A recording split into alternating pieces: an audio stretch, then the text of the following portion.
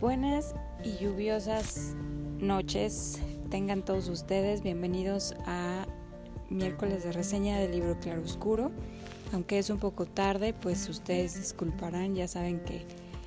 mis múltiples ocupaciones dentro del libro Claroscuro pues luego me impiden subir este libro a tiempo, pero no por eso lo vamos a dejar de subir. Así que el día de hoy les tenemos un libro pues muy especial, al menos a mí me gustó muchísimo. Este libro se llama El despertar de la señorita Prim. Lo escribió Natalia San Martín Fenollera, que es una mujer española. Ella estudió Derecho y después estudió periodismo y se volvió pues periodista, específicamente de economía, y terminó siendo escritora. Esta es su primera obra y pues fue muy premiada y galardonada y elogiada por la comunidad española porque pues fue una obra pues bastante bien escrita y muy bonita. Bueno, El despertar de la señorita Prim, pues trata de la señorita Prim, Prudencia Prim. Es una mujer pues moderna, aunque no nos habla de qué época está escrito este libro o en qué año o en qué momento, no nos da ninguna pista al respecto. Sin embargo, se puede intuir que es en algún punto de la historia en donde el feminismo cobraba fuerza, ya que la señorita Prudencia Prim es una mujer que se jacta de ser, bueno, no solo muy preparada, ella es bibliotecaria y tiene muchos grados y posgrados y es muy estudiada, muy inteligente, muy capaz, y ella se jacta de ser pues una mujer moderna, independiente, autosuficiente y con ideas vanguardistas, feministas, etc. Y bueno, un buen día, cansada del trabajo que ella tiene y de un jefe bastante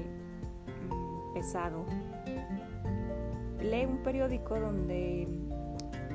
se da cuenta de que lee un anuncio donde solicitan a una mujer para hacer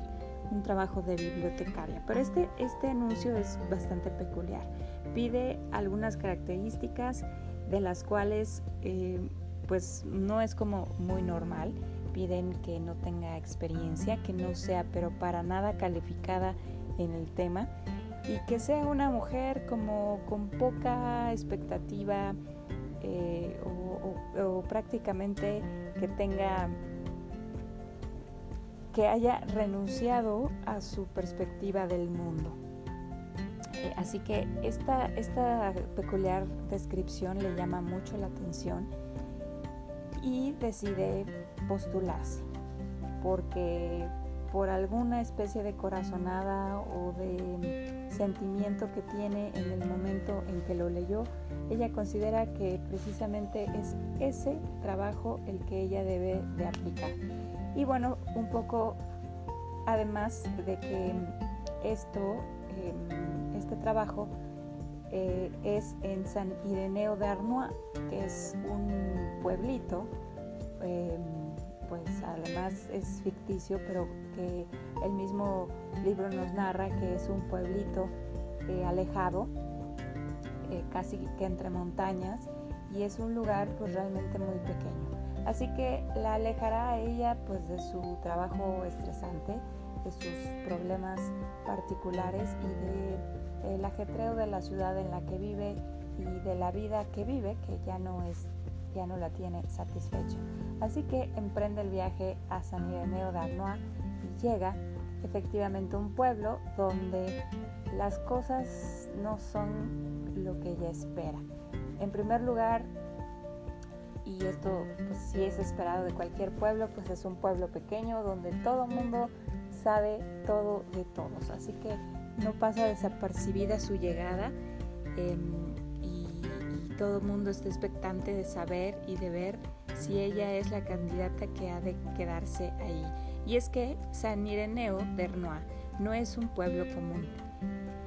Es una comunidad que fue creada y construida a propósito. Es como un oasis en medio de un gran desierto que se expande a su alrededor en todos los sentidos, que quiere contrarrestar la inercia y toda la situación que se tiene en el mundo. Es decir, un grupo de personas eligió y decidió que pues no están a gusto con las cosas como se están llevando en el mundo, así que deciden irse a vivir a este lugar e iniciar ellos su propio sistema educativo, de iniciar y dar trabajo a sus propios habitantes, de generar economía sustentable entre ellos, de pues participar en actividades que tengan que ver con el crecimiento de la comunidad entre unos y otros, y alejados de todo lo malo de la vida moderna, y retomando o queriendo retomar los valores y principios de la vida clásica, o de los momentos clásicos, o por ejemplo de periodos en los que la humanidad resurgió, renació, y ellos tratan de hacer este tipo de cosas en esa comunidad. Se dice que esta comunidad la formaron o la idearon y la llevaron a cabo entre dos personas: un monje, quien es el que dirige, espiritualmente a toda esta comunidad, y el hombre del sillón, quien es el hombre que puso este anuncio peculiar solicitando a una bibliotecaria para ir personalmente a su casa a trabajar. Nunca se menciona el nombre de este hombre del sillón, sin embargo, mucho se habla de él. Es un hombre pues bastante inteligente, muy educado, que habla lenguas muertas todas, que tiene a su cargo la custodia de 4 niños, quienes son sus sobrinos, ya que su hermana murió en algún accidente y él se quedó a cargo de estos niños y se dedica en cuerpo y alma, en vida, a ellos. Los educa, él determina qué es lo que ellos van a aprender, y así los tiene leyendo libros como de Virgilio, de Víctor Hugo, de Homero, diferentes autores. Además, según las edades, son 2 niños y 2 niñas de diferentes edades, y él invita a otros niños de la comunidad también a aprender. Es una de las tareas que tiene cada familia ahí en San Ireneo, enseñar a sus propios hijos en su casa, y tienen una escuela en la cual no funge como tal, es decir, no es la encargada de educar a los niños, sino simplemente de reforzar con ciertas tareas que los padres eligen para que estos niños refuercen el aprendizaje que ya están teniendo en casa con sus propios padres. Así que todos los habitantes de San Ireneo pues tienen en realidad una expectativa bastante alta de lo que es ser ciudadanos del mundo, ser una persona productiva y además funcional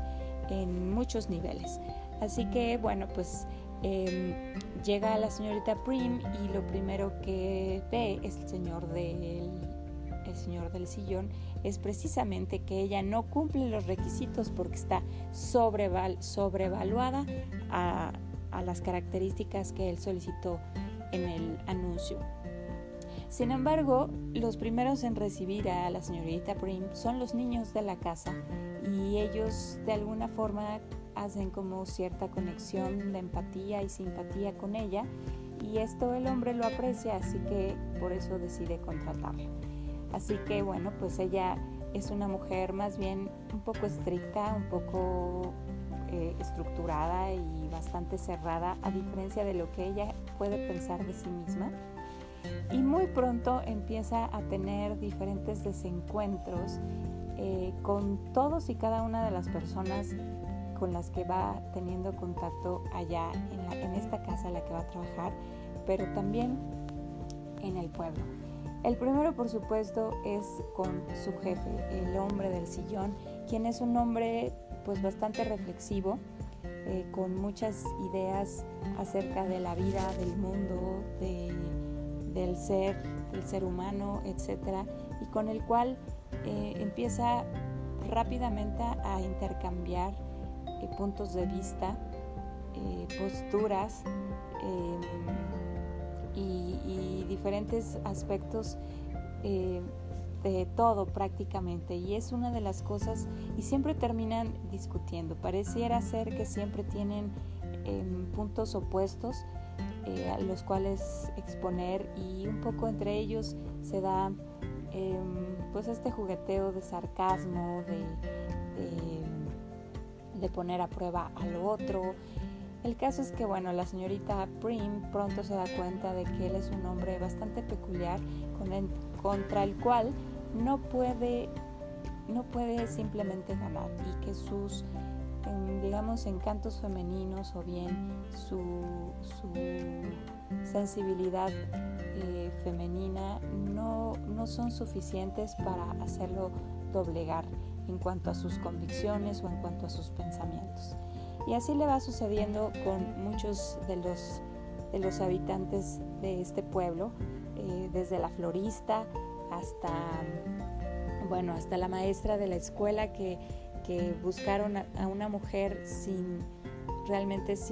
mayor expectativa que hacer lo que ellos buscan. Poco a poco va entendiendo muchas de las cosas de por qué son así en este pueblo, de por qué buscan lo que buscan, de por qué se determinaron a ser una comunidad así, en realidad cerrada. No es una comunidad en la cual todo mundo pueda entrar, sino simplemente es necesario que en esta comunidad seas conocido y seas aceptado. Así que así le pasa a la señorita Prim. Poco a poco se va integrando, y ella misma sin saberlo va cambiando su forma de ver la vida, hasta que llega un punto donde hace pues justo esa chispa, donde se enciende el fuego y crea una crisis en la cual pues ella tiene que tomar una decisión. Dentro de todo este proceso, ya mencioné que pues el hombre del sillón es una parte muy importante, porque principalmente pues es quien inicia este proceso en ella, quien le hace preguntarse o replantearse muchas de las cosas de cómo ella ha venido viviendo, de las cosas que ella considera importantes en la vida, y la hace medirse con una vara muy distinta a la que ella misma posee. Hay otras personas también muy interesantes, otros personajes, como la mamá de este hombre, quien es una mujer que pareciera todos los personajes de esta historia parecían al principio ser muy convencionales, pero conforme avanza la lectura resultan ser personajes nada comunes, con puntos de vista tan diferentes pero al mismo tiempo tan humanos, pero efectivamente enfocados en otra época, no a las ideas modernas, no quiero decir liberales, sino más bien a las ideas fundamentales de lo que significa cada cosa. Así puede ser, por ejemplo, las relaciones humanas, o puede ser la educación, o puede ser la espiritualidad en función de una religión que se profesa o de la misma fe. También,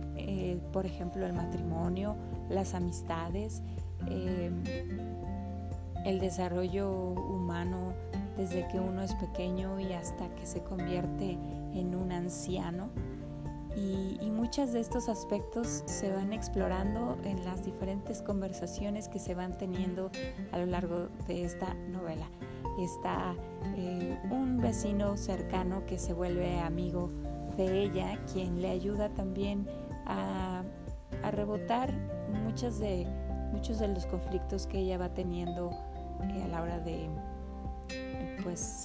ir aprendiendo cosas e ir abriendo su mente hacia cosas nuevas y diferentes que simplemente ella no había considerado, puesto que es una mujer de su época. Así que adopta en su época todas las corrientes o todas las posturas que le manda o que le dicta el tiempo que ella vive, y no se detiene a considerar por qué estas posturas, cuál es su origen y si estos son correctos o no. También hay un personaje bastante interesante y místico, quien es el monje, pues la verdad que no recuerdo si tiene como alguna denominación, pero que es como líder espiritual de toda esta comunidad. En algún punto ella evita todo contacto, puesto que ella no es creyente real de nada, y evita total y absolutamente el contacto con él, hasta el punto en donde esto ya no es sostenible y tiene este acercamiento y se da cuenta de que efectivamente es un hombre especial, es un hombre dotado de una espiritualidad real y es un hombre con el cual tiene una verdadera relación con Dios, de tal forma que ella puede ver a Dios a través de él. Así que todo esto va sumando a toda la experiencia que tiene, y es por eso el nombre de este libro, El despertar de la señorita Prim, porque supongo que en algún momento eso supone. Esta mujer tiene un despertar de conciencia, tiene un despertar espiritual, tiene un despertar sensitivo, y todo esto le va sucediendo a partir de este trabajo que elige tomar. Y es que a veces creo que todos podemos estar en un punto en el cual hemos vivido la inercia de nuestra vida y en la cual no nos hemos detenido a considerar que algo de eso que siempre ha sido como es, o que incluso nuestras propias los propios estándares de la época en la que vivimos así lo demandan, pero que no necesariamente son buenos o son correctos. Por ponerles un ejemplo, esta mujer pues obviamente navegaba con bandera de feminista, autosuficiente, hasta que las mujeres pues más avanzadas en edad la cuestionan acerca de muchos aspectos, es decir, sobre la igualdad, cosa que ellas consideran no existe entre hombre y mujer, y una serie de aspectos y valores que han sido malentendidos a lo largo del tiempo y que muchas personas de poder, medios y la política mundial, por así convenir a sus intereses, han manipulado de tal forma que se tengan sociedades corrompidas. Entonces, bueno, esto me gustó mucho porque esto es como un intento de reflejar ese anhelo que en el fondo tenemos todos, de recuperar lo auténtico, de recuperar lo que es, lo que está bien y lo que debiera ser, y que haya algún lugar en el mundo donde se halle esa convicción y donde se encuentre ese lugar en donde uno puede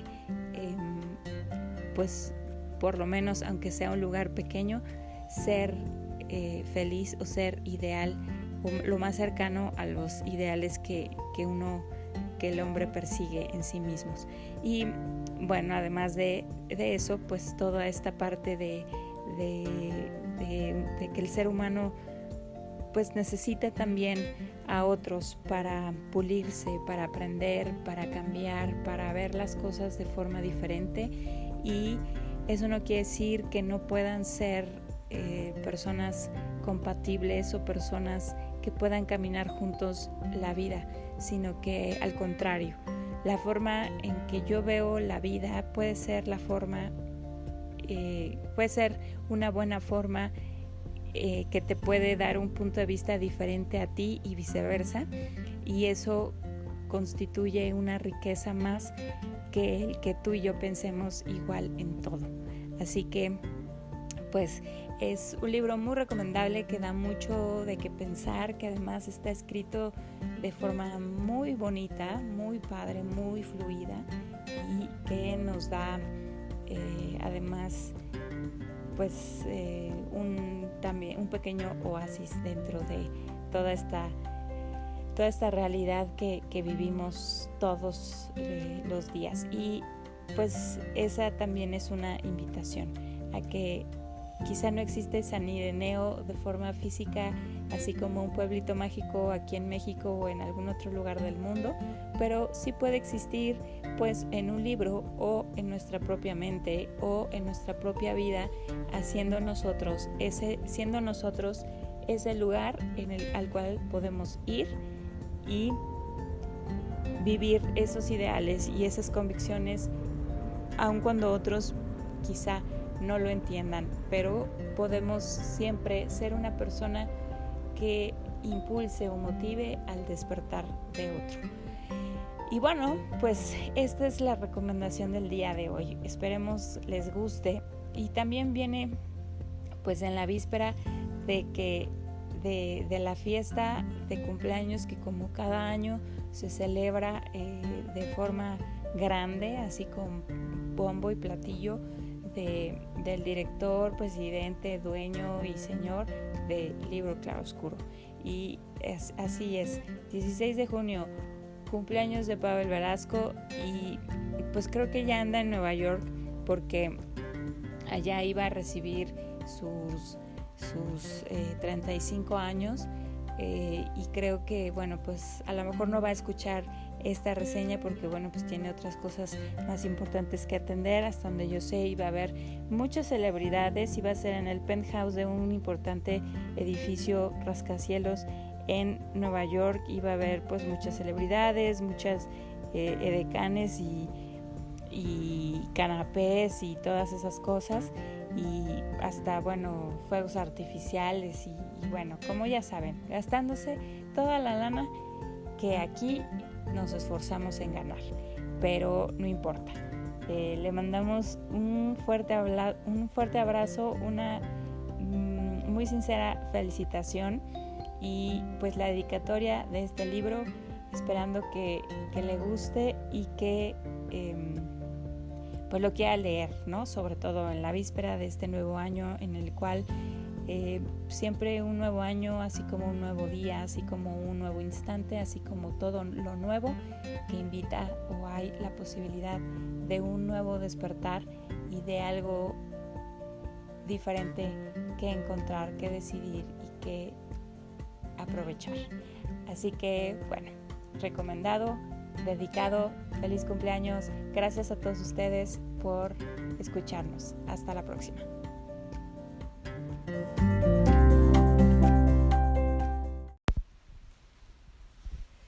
Hola, buenas y lluviosas tardes. Tengan todos ustedes bienvenidos a miércoles de reseña del libro Claroscuro. Y qué mejor una tarde así lluviosa, melancólica, gris. A veces puede pensarse que un poco triste, a veces puede pensarse que es un clima que nos pone de buenas. En cualquier caso, es un tiempo o una época relacionada con la melancolía, con la escritura, y escenario perfecto para nuestro libro de hoy. Este se llama El peligro de estar cuerda y fue escrito por Rosa Montero, quien es una escritora española, periodista y también es psicóloga. Ella está viva y es una de las escritoras del diario El País. Y bueno, tiene muchísimas obras, muchas novelas, muchas galardonadas, y pues ya es una escritora, digamos que de renombre, de prestigio. Yo es la primera novela que leo de ella y me gustó mucho. En ella nos cuenta, o bueno, nos habla sobre diferentes circunstancias que rodean al escritor. Una de ellas que ella misma vive y padece, que es en este caso pues una especie de locura, así le llama ella, una especie de condición relacionada con el cerebro. Por eso es que ella decide estudiar psicología, porque en algún momento pues quiere entender qué es todo lo que está pasando con ella. Desde que tiene 2 años fue diagnosticada con un padecimiento mental, y ella se encontró con ese descubrimiento pues entre las cosas de su mamá Y bueno, conforme fue pasando el tiempo, pues ella se fue documentando y fue un poco entendiendo también conforme se fue volviendo investigadora, fue entendiendo qué es exactamente lo que ella sufría, y no solo eso, sino que también ha descubierto pues muchas otras, digamos, patologías de las cuales padece o comportamientos fuera de lo normal, entre comillas, porque precisamente una de las cosas de las cuales ella habla en este libro es que si nos podemos hacer números y si volteamos a ver un poco las estadísticas, pues realmente no es algo anormal lo que vive ella o muchas otras personas en el mundo, ya que hay un número considerable de gente que lo padece igual. Por eso y eso lo hace, y eso hace que deje de ser anormal para volverse algo normal dentro de cierto sector de la población. Y pues realmente desarrolla el punto de que pues no hay en realidad nada normal, y sin embargo hay muchas cosas que suelen compartir aquellos que son escritores o artistas o aquellos que requieren de el uso de su creatividad para pues generar sus obras o su propuesta de arte, y bueno, y cómo afecta a cada uno, ¿no?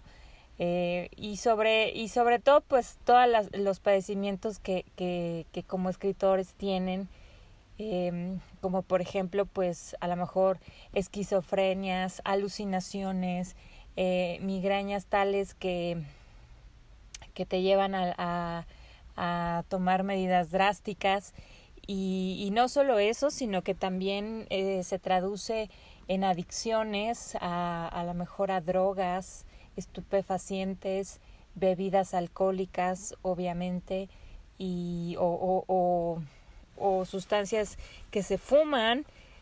o que se toman, o variadas.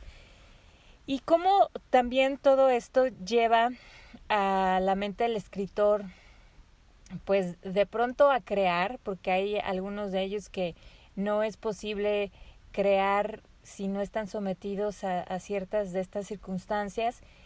y cómo también pues esto significa, o por un lado su lado creativa y por otro lado su lado destructivo, que los lleva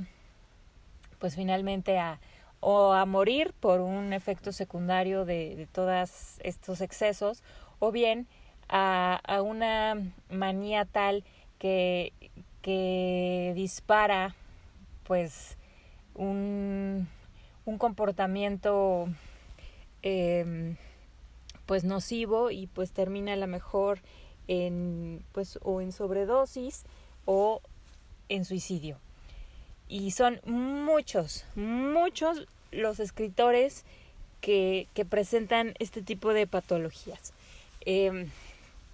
Ella pues a lo largo de su libro pues nos menciona múltiples nombres muy conocidos ya para nosotros, ya sea porque pues los han leído personalmente o porque los hemos reseñado aquí en Libro Claroscuro, desde ella misma, por supuesto Virginia Woolf, Sylvia Plath, Clarice Lispector, William Faulkner, Fitzgerald, Hemingway, Doris Lessing, Emily Dickinson, muchas,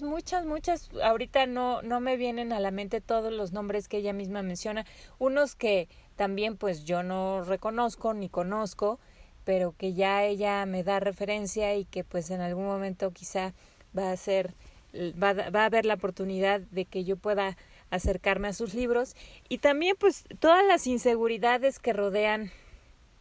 pues a estos escritores, ¿no? Por un lado, siempre la duda de saber si realmente lo que escribes es bueno o no, si la gente que lo lee y lo critica tiene razón, o si la gente que lo lee y lo elogia también tiene razón. Y dice ella, es siempre una duda con la que vamos a vivir como escritores. Nunca vamos a poder tener la certeza de que en realidad lo que estamos haciendo es algo bueno, es algo que tiene que ver, que trasciende, es algo que es relevante y que vale la pena ser escrito. Esa siempre va a ser la duda del escritor. Y sin embargo, también entre pues los pensadores y aquellos que han desarrollado pues eso, pensamientos alrededor de la escritura, pues es algo de lo que dicen o cuentan es, pues tú quizá no vas a tener la certeza de lo que escribes hoy sea verdaderamente bueno. Sin embargo, eso no quiere decir que las generaciones póstumas, o bueno, las generaciones que sean, aun cuando tú ya estés muerto, no puedan entender lo que tú haces. Pero sí, de forma muy clara y muy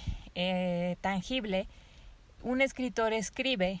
para sí mismo, es decir, para liberarse de algún tormento personal o psicológico, para expresar cosas que nunca de forma particular, personal o consciente podría decirlo al mundo o a cierto sector o a una persona. Siempre serán cosas que funcionan como medicina o como terapia para la persona que las escribe. Y ella nos cuenta, o sea, siempre que desarrolla un punto, pues nos da varios ejemplos, ¿no? Y nos contaba en este caso, pues de,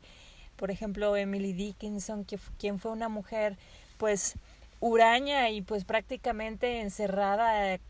casi que al 100% de sus días de vida. En sus poemas siempre expresó pues una circunstancia de incesto que su padre y su hermano tuvieron para con ella, y también su gran amor, que fue su cuñada, es decir, la esposa de su hermano, con la que mantuvo una relación amorosa por casi 40 años. Y todo eso, que si ella no hubiera tenido la escritura, hubiera sido una olla de presión que en algún punto hubiera explotado para miles de lados, y a lo mejor quién sabe qué efecto hubiera tenido en ella, pero gracias a tener la escritura ella pudo desahogar. Asimismo, el ejemplo de la vida de Sylvia Plath, quien fue una mujer también muy atribulada, que también murió muy joven, o más bien se suicidó muy joven después de algunos intentos previos, y que pues realmente su escritura la mantuvo viva por un poquito más de tiempo. Y ella personalmente pues también nos cuenta su propia historia, que pues ella también habla de que pues si bien no es tan grave como muchos otros casos que documenta en este libro, pero que finalmente son situaciones que ella va viviendo en la vida. Y es muy interesante y ameno que conforme nos va hablando de todas estas circunstancias que se viven dentro del mundo del creativo, en este caso los escritores, pero que no deja fuera a los artistas o a los pintores o a los escultores o a muchas otras disciplinas o artes. También nos va contando a forma de precisamente ejercer esta parte del escribo lo que me sucede para poderlo superar o procesar. Nos va contando la historia de una mujer que ¿cómo se dice? Suplanta sí, o sea, se hace pasar por Rosa Montero, y suceden una serie de situaciones que tú dices, no lo puedo creer. Situaciones como las que una mujer un día le llama por teléfono y le dice que ella es amante de su esposo, un tal Constantino o algo así. Y entonces Rosa Montero dice, no, yo no lo conozco. Sí, no se haga, usted es la amante de mi esposo, usted tiene una casa así asado y tiene un sofá rojo y tiene esto y esto en su casa. Y entonces ella pues ahora sí que presa de sus propios demonios e inseguridades, de pronto duda si en realidad ella alguna vez tuvo algún romance con el esposo de esta mujer, pero después de algunos minutos de escrutinio de sus propios recuerdos y de también pues confiar en su propia personalidad, tiene que admitir que no, que ella nunca conoció a ese hombre y que pues no sería capaz. Y entonces empieza como esta escalofriante aventura en la que pues te llena de incertidumbre de saber o de pensar qué es lo que está pasando, por qué esta mujer habla de eso, qué pasó, en fin.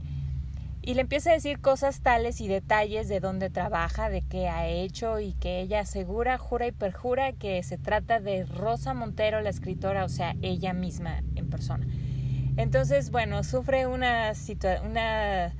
serie de situaciones, de hechos que se van revelando a lo largo del libro, porque bueno, esto no permaneció solo en ese sitio, sino que llega a conocer a esta mujer, supuestamente para atrapar a este hombre que obviamente estaba mintiendo, y después de este incidente le empiezan a suceder muchos otros en donde se planeaban citas o entrevistas solicitadas por Rosa Montero, pero ella pues nunca estaba involucrada hasta que bueno, esto hizo parte a gente pues más cercana a su círculo, donde pues ellos pues tenían acceso directo a ella y tenían que preguntarle o llegaban a decirle o hacerle comentarios como: oye, ¿estás en tal ciudad? No, pues no, pues es que acabas de publicar en tu Instagram que te encuentras ahí, que vas a dar una entrevista tal día, tal hora, en tal lugar. Y entonces así se fue presentando esta situación en la cual después de años y años de diferentes situaciones, ella tiene que admitir que tiene esta relación muy particular con esta mujer, en la cual en algún momento de la vida le empieza a mandar regalos, y entonces ella al principio experimenta pues enojo, coraje, incertidumbre, después miedo, después temor, y después simplemente se deja llevar y dice pues lo voy a disfrutar, ¿no? No sé qué motiva a esta mujer a hacerse pasar por mí, pero al mismo tiempo que yo está envejeciendo y además tiene tanto información acerca de mí, de lo que me gusta, que todos los regalos que me envía los conserva hasta el día de hoy. Y eso habla también un poco de su libro, relacionándonos con todas estas situaciones que el escritor vive, que son patologías, que son cosas entre comillas anormales, pero que son más normales de lo que uno pudiera pensar en el mundo de los escritores, en el mundo de los creativos, y que cómo deja de ser ella un personaje anormal para ser parte de un mundo normal dentro de este submundo,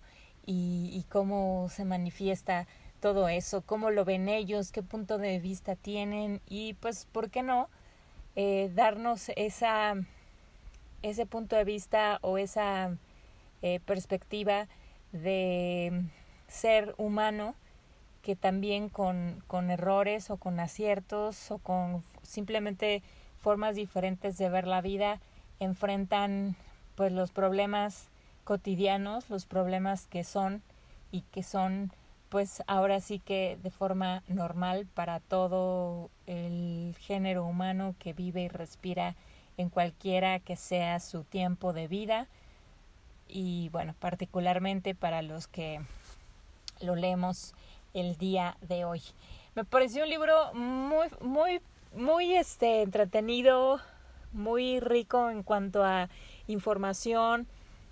porque bueno, no solo maneja pues datos duros de investigación, sino anécdotas, sino poesía, sino análisis, sino síntesis, y bueno, pues obviamente no es una novela, pero sí es quizá un ensayo de un tema muy interesante, muy amplio y muy variado, y que yo creo que cualquiera de nosotros que nos gustan los libros, que admiramos a cierto tipo de autores, podemos pues disfrutarlo profundamente a partir de todos estos aspectos o puntos de vista que ella plantea. Esta novela fue editada por Sex Barral y tiene alrededor de poco más de 300 páginas, pero pasan rápido, pasan amenas y yo creo que les va a gustar leerlo.